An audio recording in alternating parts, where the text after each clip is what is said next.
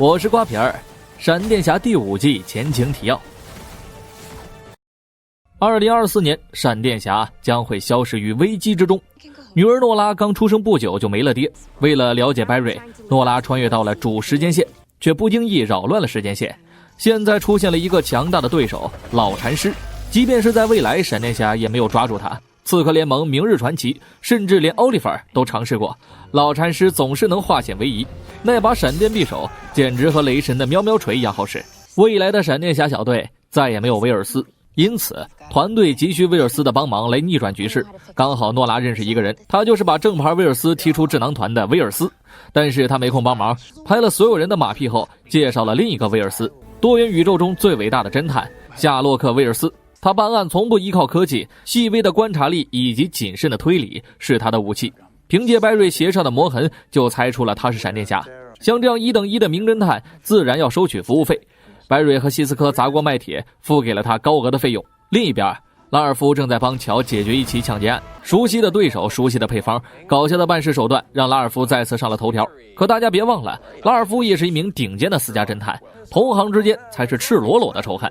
表面和和气气，背地里却早就较起了劲儿。钱到位了，夏洛克立马开启侦探模式。晚些时候，拉尔夫陪着凯瑟琳找到了凯瑟琳的妈妈唐豪瑟，主要是想问一下关于凯瑟琳父亲为什么伪造了死亡证明，得到的只有父亲已死的消息。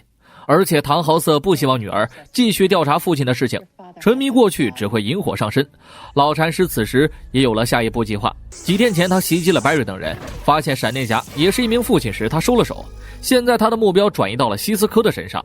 报道上的图片，凡是有希斯科的身影就一定有乔。老禅师心生一计，同一时间夏洛克就已经查清了老禅师的身份，大卫·赫什。白瑞按照指示来到了一间废弃仓库，诺拉不听指挥，又一次独自行动，差一点被埋好的地雷炸成弱粒。好在白瑞比较靠谱，救下女儿后立马抓住了大卫。大卫也干了不少违法的勾当，警局依法处置了他。可现场没有闪电匕首，凭直觉来说，白瑞感觉抓错人了。老禅师落网了吗？然而并没有。当晚老禅师就绑架了乔，他逼迫乔叫来震波，哪怕是生命受到了威胁，乔也没有出卖朋友。同一时间，实验室已经开启了庆功宴。白瑞带着线索找到了夏洛克，现场的脚印和路霸遇害当晚的根本不匹配。夏洛克这才说出了真相，其实他已经抓住了37个老禅师，平行宇宙的所有老禅师都叫做大卫，所以这次他果断利用了以前的经验。但他不知道一件事，诺拉的到来已经影响了地球1的时间线，这个最关键的变量夏洛克根本不知情。然而作为服务甲方的乙方，办事不力就是自己的责任，雇佣金是不可能退还了。夏洛克早就给自己的7个前妻平分了。老禅师的抓捕行动又要重新开始了。诺拉也承受住了这个年龄不该有的压力，一切的货源就是他。夏洛克也别想脱离干系，钱是不可能退还的了，这辈子都不可能啊！被迫抵押了自己的人身自由。另一边，塞西尔从梦中惊醒，他仿佛听到了乔痛苦的挣扎，心灵感应莫名其妙的回来了。他正想给实验室报信儿，乔在心里默念不要中计。老禅师拿起了小宝宝的毯子，和乔对视了许久。小宝宝的一声啼哭暴露了塞西尔。接到讯号的希斯科也不多说，直接传送过去。白瑞还没到场，希斯科就被老禅师推进了传送门。2个人传送到了哪里，没有人知道。此时希斯科在一片树林里撒腿狂奔，他自己也不知道自己在哪儿。闪电匕首严重影响了他的震波能力，想找到一片森林简直是大海捞针。夏洛克冷不丁地问了一句希斯科，树林里的树是什么树？得到的答案是松树、白蜡树。根据无线电的声音，夏洛克听到了一群蟋蟀的声音，又有蟋蟀又有松树、白蜡树。城市100公里正有这么一片树林。希斯科已经被打得有点神志不清，白瑞很快赶到现场，神速力也瞬间失效。白瑞赤手空拳可打不过老禅师。不巧的是，这会儿拉尔夫在和凯瑟琳调查父亲的事儿，对于这些状况一概不知。白瑞来的是挺快的，想走就没机会了。老禅师给他施展了他娘的一阵飘飘拳。实验室里的诺拉终于冷静了下来，为了救父亲，他在闪电时间里想了无数种办法，得到了最可行的方案。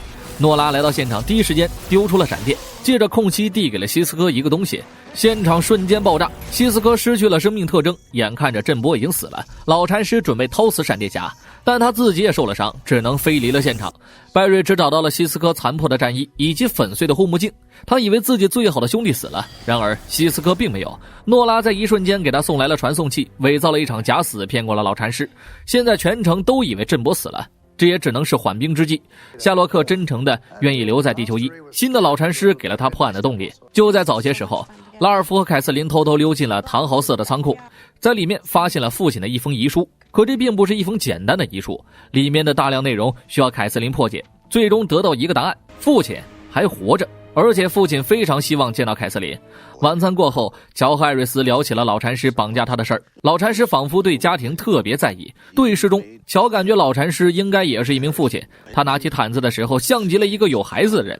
乔猜测的没错，老禅师最在乎自己的小女孩，现在孩子却昏迷不醒，自己的身体也在慢慢恶化。同一时间，诺拉和夏洛克聊起了天。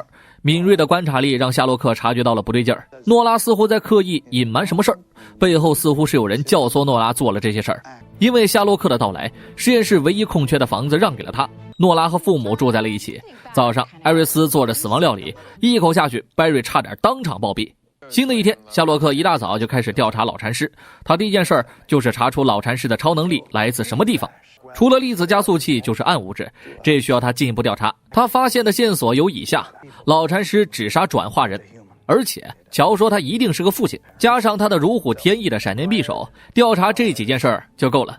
拉尔夫插了一句嘴，他一直很好奇老禅师为什么要戴着呼吸罩。夏洛克认为这只是他伪装自己的手段而已，并不打算追查，但拉尔夫相信自己的第六感。警局召开了1年1度的垒球比赛，在外人的眼里，拜瑞就是一个连垒球都接不住的乌龟仔，跑起步来比爬得还慢。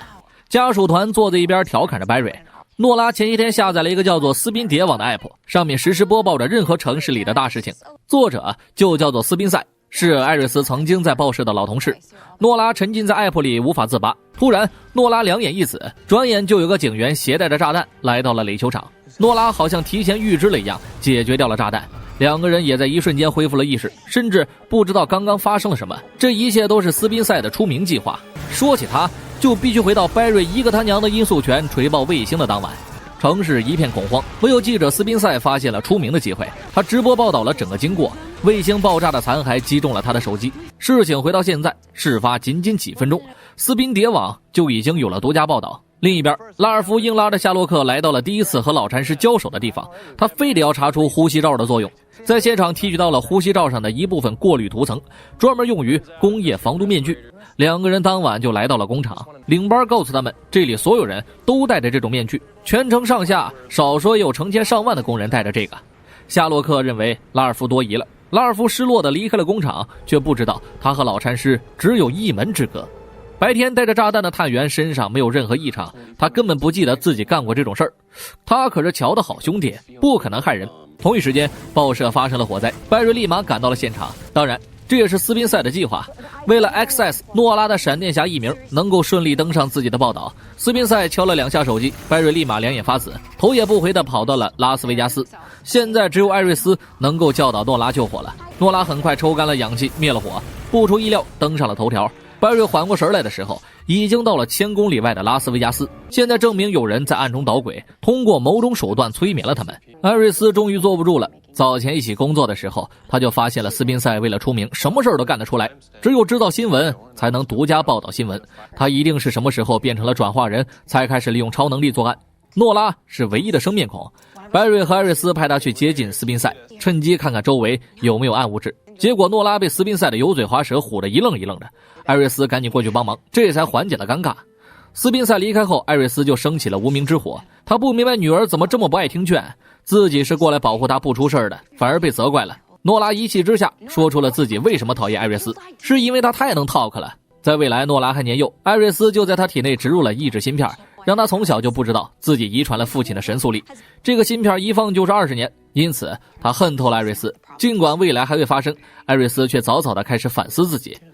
以他现在的想法，根本不可能对女儿做出这种事儿。拜瑞相信未来的艾瑞斯有他自己的道理，毕竟自己消失在了危机之中，只剩母女相依为命，这也许是保护诺拉最好的办法。另一边，夏洛克反而决定继续调查面具。他有一个假象，让凯瑟琳照着自己胸口打了一拳，差点喘不过气的夏洛克发出了急促的呼吸声，和老禅师一模一样。正想告诉大伙这个新线索的时候，斯宾塞又制造了新闻。这一次他把2个闪电侠骗到了足球场，再次催眠了诺拉。这次的新闻标题是 XS 杀害了闪电侠。诺拉对着老父亲下了杀手，白瑞为了不伤到女儿，也不敢还手，只能一味的奔跑。艾瑞斯坐不住了，扛起了他娘的意大利炮就赶往了现场。白瑞还在尽力逃脱诺拉的追杀，不知为何，白瑞仿佛在倒退，诺拉轻轻松松追上了他，一记手刀塞进了白瑞胸口。艾瑞斯及时赶到，一针麻醉了诺拉，白瑞这才腾出空来抓捕了斯宾塞。解决完了外面的事儿，夏洛克终于可以告诉众人自己的理论了。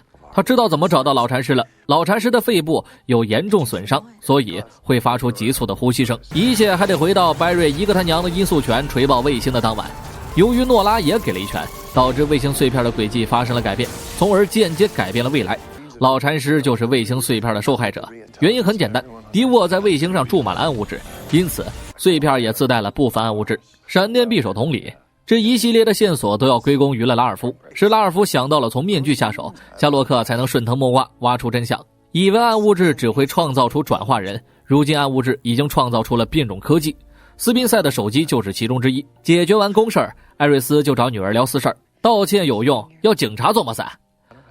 白瑞立刻站队艾瑞斯，他相信艾瑞斯这么做一定是有难言之隐，可人家孩子不懂啊，一气之下住进了乔爷爷的家里。他现在对艾瑞斯意见大极了，只是可怜天下父母心。深夜，一间偏远的木屋，老禅师如夏洛克所预料的，肺部患有重伤，但暗物质的吞噬让他变得更加强大。我是瓜皮儿，我们下期见。